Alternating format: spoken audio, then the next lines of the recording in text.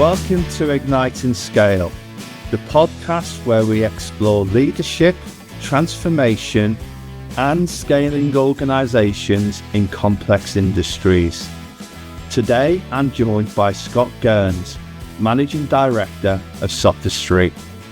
Scott has spent many years helping automotive retailers and OEMs better understand their customers through data. At Sophus3, he works with some of the largest dealer groups and manufacturers, helping them turn fragmented customer data into actionable insight, ultimately helping businesses grow more profitably and build stronger relationships with their customers. In an industry undergoing rapid change, electrification, digital retail, shifting ownership models, understanding the customer has never been more important. Scott, welcome to Ignite&Scale. Thank you, Mike. Great to be here. Thank you. Great to have you on as well. So we'll dive straight in. Scott, you've spent years working with automotive retailers and OEMs across the UK and internationally. From your perspective, how has the automotive industry changed in the last decade when it comes to understanding the customer?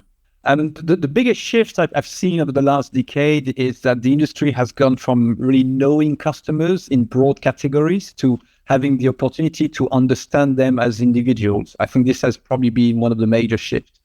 10 years ago, a lot of retailers and OEMs were effectively looking at the customers through a transactional lens. They knew someone bought a car, maybe financed it, maybe came back for a service, and then they'd largely disappear into the system until the next event.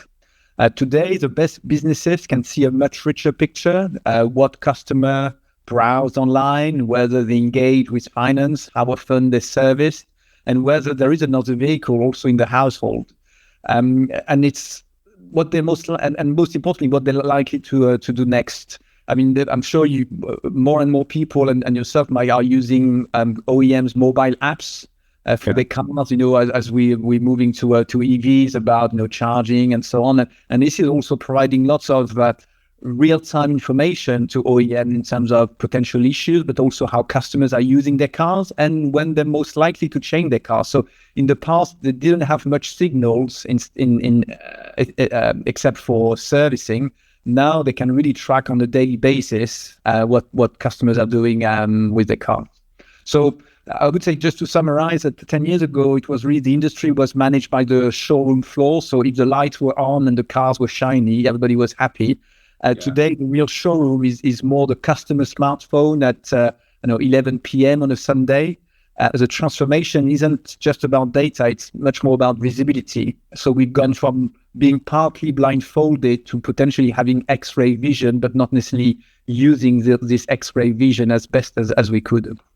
Yeah, no, that makes sense. And where do you see the actual gap or the biggest gap between the companies that think they know their customers and what the data actually shows? I think that the biggest gap is that many businesses think they know their customer because they know their transaction, but a transaction is not a relationship. As an example, a retailer might assume that the best customers are the people who most recently bought a new car. But when you look at the data properly, and we're doing it for quite a few OEMs, often the most valuable customers are the ones who buy, finance, service, stay loyal, but also refer others over 6 or 8 years. And that's a very different picture to what most OEMs or dealer groups are using right now. So the real transformation is moving from selling cars to understanding customer lifetime value. Yeah. I mean, I guess one of the biggest challenges retailers face is that customer data sits in multiple systems, whether that's DMS, their own CRM, finance platforms, marketing systems. And I guess Sophus3 sits across that ecosystem. So you're in a great position to help us understand, what does good customer intelligence actually look like for the modern retailer, given the kind of tech stacks?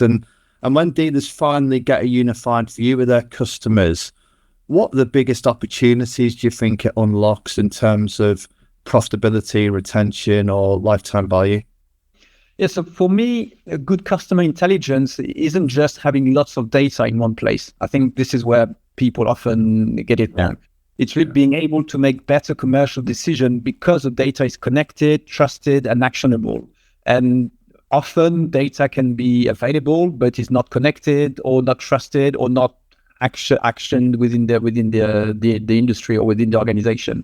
So in a modern automotive retail environment, really good customer intelligence means you can answer some very simple but incredibly important questions, hopefully with confidence, such as who is this customer, what vehicle have they owned, how are they engaged with us across different departments, what are they likely to do next, and this is when potentially AI can help, and what's the most commercially relevant action we should take now, not necessarily based on gut feel, but really based on data. So it kind of sounds obvious, but what we see that in practice, it's very hard because often the data is fragmented across DMS, CRM, finance system, marketing tools, service platform, and increasingly digital channels as well. So most businesses don't have a lack of data problem. They really have a stitching it together problem. Yeah. As you say, sometimes the obvious things are very hard to execute. And I guess, as we speak, the automotive market continues to go through massive structural change. We've seen agency models come and go. We're seeing masses of new entrants, direct-to-consumer sales, a huge focus on software and data. I mean, how do you see the dealer model evolving over the next 5 or 10 years? And what role will customer insight and data play and determine what businesses thrive and which businesses struggle? Yes, it's the $1 million question that even lots of OEMs are asking us to answer because they don't have the answer themselves. I think the dealer model absolutely remains important, but I do think it will evolve quite significantly over the next 5 to 10 years. I mean, historically, dealers were primarily local points of distribution. The future model is much more about being a local relationship, experience, and kind of life cycle hub. Agency model, direct-to-customer sales, new entrants, and software-led vehicles are going to change really the mechanics of the market, but it doesn't remove the need for trust, the convenience, the relationship, the handover, and expertise that dealer brings to the mix. So I really don't think the dealer disappears. I think the role becomes potentially even more strategic. The dealer of the future it will be less about a showroom and much more about some kind of relationship engine. And as customers move between the digital and physical touch point, researching online and asking questions remotely, the businesses that really strive will be the one that make that journey feel seamless. And at the moment, very few are getting it right. Yeah. No. I mean, you work really closely with some senior management teams across the industry, whether that's OEMs or dealers. And I guess the question I'm always interested in is the human side of transformation. So in your opinion, what separates those organizations that successfully become data-driven from those that struggle and get lost in it? Is it just about technology, or is it about culture, leadership, and decision-making? Yeah, I mean, I think you've answered it. It's not technology first. It should really be leadership first. I mean, technology matters, of course. You need the right infrastructure, integration, governance, and tool. But plenty of businesses that really invest heavily in technology and still don't become data-driven. And the reason is because the harder part isn't building the dashboard. The harder part is changing how decisions get made. The organization that tend to succeed have leaders who genuinely want evidence to challenge assumptions. They don't just say they value data, they use it in the room and in the question they ask. So they're moving from asking questions such as how many units did we sell and what did this month look like, from who are we retaining, who are we losing, what is the value of this customer over time. And this is a massive cultural differences as much as an analytic one. I mean, as a company, we are considering ourselves as an analytic company, but we see that we're doing more and more, or spending more and more of our time in the project really helping with cultural change and doing some kind of leadership training, because a lot of businesses still think that or tend to reward departments in ways that unintentionally fragment the customer experience. Yeah. Sales is measured in one way, after sales another, marketing another, and so on. And we saw it ourselves even 10 years ago. We used to do mystery shopping, looking at people booking test drive on the website, and then follow up from those test drive requests. And the results were really catastrophic in the sense that 70% of OEMs or leads wouldn't be followed up on. And this is where you see, the digital guy gets an objective, which is, generating lead on the website, but it's not linked to the CRM conversion behind. So we are just potentially pushing even more frustrated customers down the funnel who never get followed up on. So I think that the fragmentation of the industry is really an issue. And I've seen, tens of dollars or $10 million software implementation failed just because the CEO still made decision based on gut feel they had in 1998. So it's really, to summarize, I really see it as intellectual humility. It's really the ability to say, I thought the campaign would work, but the data say it's a disaster, so let's pivot. And the successful leaders in this case will really be the one who empower the team to fail fast and learn faster, using the data as a safety net rather than just do things because we've always done it in this way. Yeah, no, that makes sense. Finally, Scott, many people that listen to this are leaders across the automotive and mobility sector. But if you were advising a dealer group or an OEM today, what would be the one thing you think they should prioritize over the next year or two to stay competitive? And where should these people be focusing their energy? I think if you should put one top area, I would say owning the customer relationship end to end. Because the market is only getting more complex, routes to markets are changing, products are changing, margins are under pressure. Loyalty can no longer be assumed. And in that kind of environment, the business that will remain competitive will be the one who know the customer well enough to really remain relevant over time, not just for one quick sell. And that really means moving beyond kind of isolated transaction and managing the customer lifetime value properly. I would say the easiest customer to do business with tomorrow is usually the one who already trusts you today. And this is something which, whether I'm sure everybody agrees with it, but I haven't necessarily seen it put into practice recently. And I think where leaders should focus their energy is building a usable single view of the customer, joining up sales, service, finance, and marketing around that view, and creating the leadership discipline to actually act on these insights, following what we said previously. Because it's not really a reporting challenge anymore, it's really a decision-making challenge. So stop chasing leads and start nurturing lives or people. We spend too many years obsessed with the next person going through the door. But in this world of high interest rates and shifting model, it's really the installed base and your existing customers who basically are your fortress. And having this single view, in my view, is what will make the difference between profitable businesses and unprofitable ones over the coming years.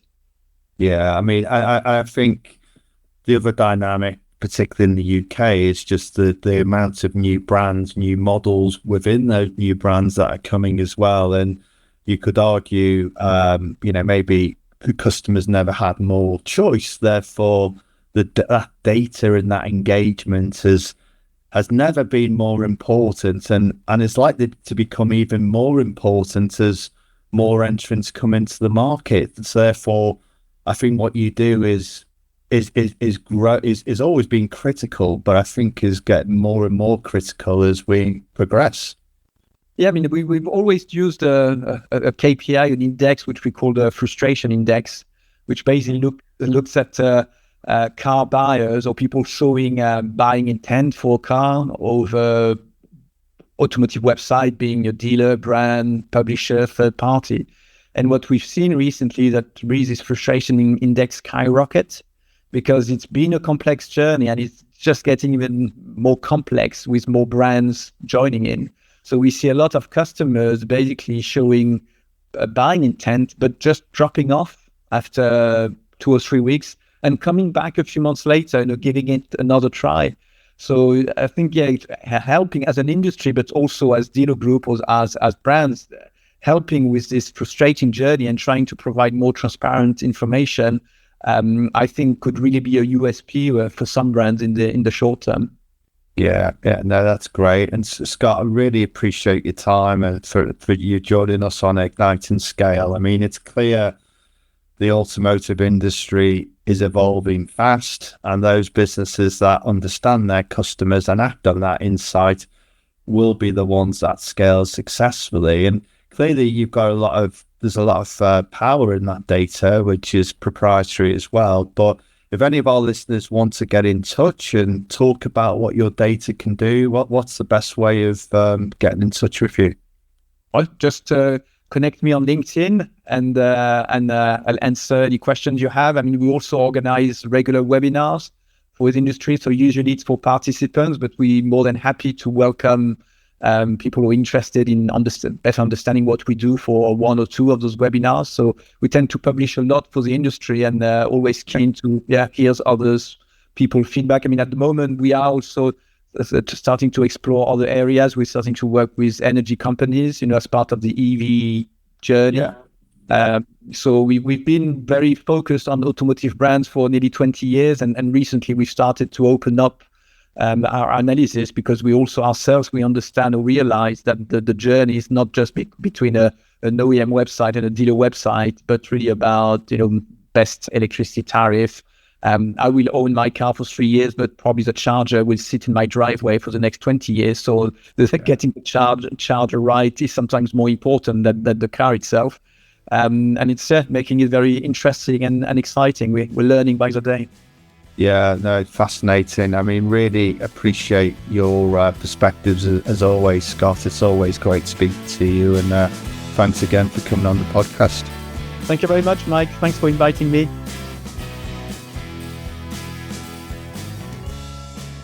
If you want to listen to more episodes of the podcast, we're on all good audio platforms. Our website is also www.cambriaprivatecapital.com. And you can also find myself on LinkedIn and Twitter, where we publish our weekly blogs as well. Please do get in touch if you want more information.